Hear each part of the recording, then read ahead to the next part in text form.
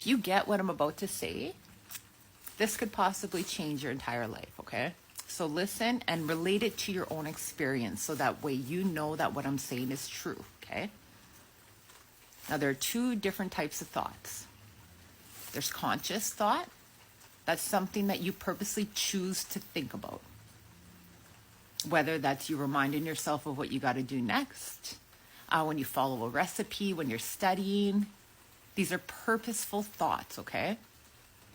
And then you have the narration, the constant talking all day long. We all have that. And what's even more fucked up is that for all of us, that narration is for the most part negative, fearful, judgmental, worrisome, all that bullshit. It's a dark narration, and we are all dealing with it, okay? It's not just you. Now, what you can do that will change your entire life, because that narration is painting the picture of the world for you. It is painting your life. If you can make friends with that narration, if you can turn that narration into a more neutral or positive record that can be played, your entire world will change. And it is possible to do that.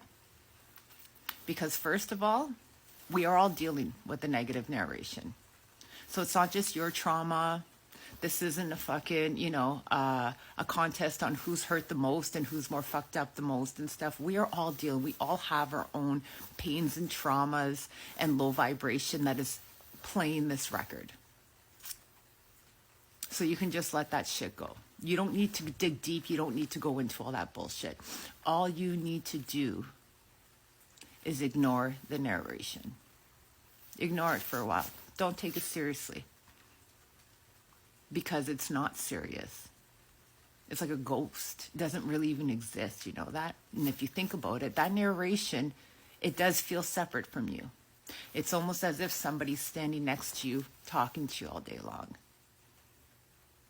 Now, if somebody was actually standing next to you, talking to you all day long, the way that your narrator is speaking, a long fucking time ago, you would have turned around and said, enough, shut the fuck up already. You need to kind of do the same to that inner voice. You can tell it to shut the fuck up. You can try and cut it off, and that's fine. But I've learned that the best thing that you can do is actually just ignore it. Don't pay it no mind, as if a car is driving by.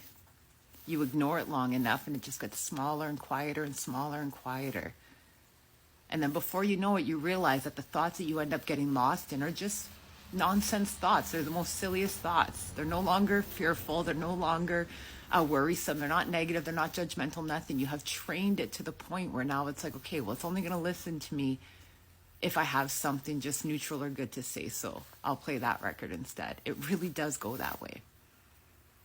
Because the worst thing that you can do is listen to and believe fearful thoughts. The negative thoughts are one thing, but the fearful thoughts are fucked, because what happens is that the fearful thoughts present themselves as if it's trying to protect you, when really fear is a dark energy.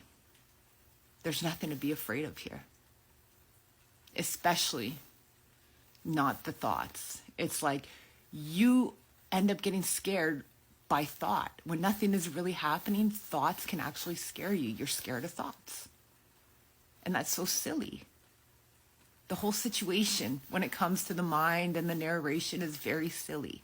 And if you can see it that way, and you could almost like, for anybody who's got kids, if your kid ever came home and said somebody was bugging them in class, the advice that you're going to give them is just ignore them. Because if you react, they're going to bug you even more. Just ignore them. They'll eventually go away. It's the same type of scenario.